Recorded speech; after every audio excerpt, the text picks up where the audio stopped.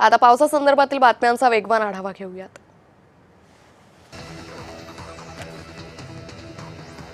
नाशिक जिल्ह्यातील पश्चिम पट्ट्यात होत असलेल्या पावसामुळे कळवण तालुक्यात परिस्थिती हाताबाहेर जाण्याची शक्यता आहे। धरणातून 6866 क्युसेक वेगाने पाणी गिरणा नदी पात्रात वाहू लागले।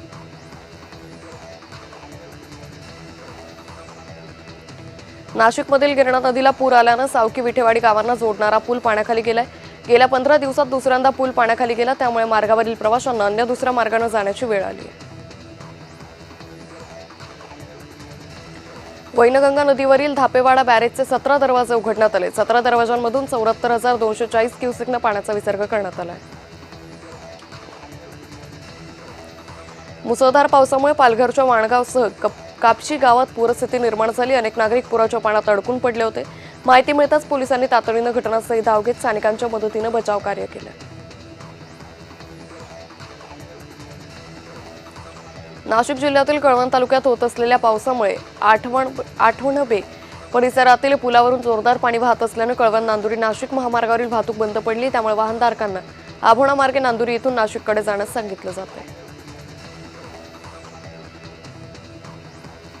नाशिकच्या दिंडोरी तालुक्यात जोरदार पावसाने हजेरी लावली। या पावसामुळे दिंडोरी मोहाडी पूल वाहून गेल्याने रस्ता बंद करण्यात आला। प्रशासनाच्या वतीने नागरिकांना सतर्कतेचा इशारा दिला आहे। डहाणू तालुक्यातील सायवन वाघाडी मार्गावर पुराच्या पाण्याचा अंदाज न आल्याने महाराष्ट्र राज्य मार्ग परिवहन महामंडळाची बस पुराच्या पाण्यात अडकली। स्थानिकांनी पोलिसांच्या धाडसी बचाव कार्यामुळे 6 जणांची सुटका करण्यात आली। साताऱ्यातील बामणोली तापोळा परिसरात समाधानकारक पावसानंतर भात लावणीच्या कामांना वेग आला। हिरवेगार डोंगर, धुक्याची चादर आणि पाण्याने भरलेल्या भात खाचरांमुळे बामणोली तापोळा परिसराचं सौंदर्य अधिकच खुललं। वसईच्या सनसिटी परिसरात कारचा ब्रेक निकामी झाल्याने कार थेट रस्त्यालगत 2 ते 3 फूट साचलेल्या पाण्यात गेली। पावसामुळे रस्ता कडेला असलेल्या मोकळ्या जागेत पाणी साचल्याने कार पाण्यात गेली। सुदैवाने घटनेत कोणालाही दुखापत झाली नाही। नाशिकमध्ये मुसळधार पडत असलेल्या पावसामुळे केळझर धरण ओव्हरफ्लो झाले। केळझर धरण भरल्याने परिसरातील शेतकऱ्यांमध्ये आनंदाचं वातावरण आहे।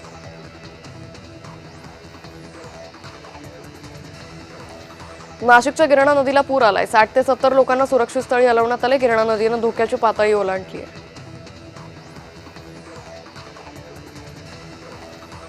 भंडारदरा धरण पाणलोट क्षेत्रात गेल्या 24 तासात पाणीसाठा 85% पोहोचलाय। पुढच्या 2 दिवसात पाण्याची आवक पाहता धरणातून विसर्ग सुरू होण्याची शक्यता आहे। पालघर जिल्ह्यातील मनोर विक्रमगड जव्हार मार्गावरील वाहतूक ठप्प झाली आहे। विक्रमगड 5 माड इतर रस्ता पाण्याखाली गेल्याने वाहतूक बंद आहे, तर डहाणू जव्हार नाशिक मार्ग देखील बंद करण्यात आला आहे। नाशिक जिल्ह्यातील धरणांच्या पाणलोट क्षेत्रात संततधार पाऊस सुरू आहे। गंगापूर आणि दारणा धरणातून पाण्याचा विसर्ग वाढवलाय। गोदावरी आणि दारणा नदीकाठी राहणाऱ्या नागरिकांना सतर्कतेच्या सूचना दिल्या आहेत। विरारमधील चंदनसार परिसरात वडाचं झाड कोसळलं। वादळी वाऱ्यामुळे झाड विजेच्या खांबावर पडल्याने तारा रस्त्यावर लोंबकळल्या। पावसाचं पाणी बोईसरच्या टीमा रुग्णालयात शिरलं। रुग्णांना सुरक्षित ठिकाणी हलवण्याची वेळ आली।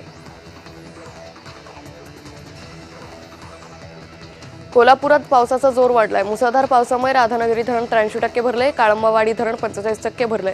पंचगंगा नदीचं पाणी दुसऱ्यांदा पात्राबाहेर आलंय। पालघरमध्ये मुसळधार पावसाची संततधार कायम असून जनजीवन विस्कळीत झाले। पश्चिम किनारपट्टीवरील चिंचणी येथील पोसरे तलावाजवळील सुमारे 70 नागरिकांना प्रशासनाने सुरक्षित स्थळी हलवले।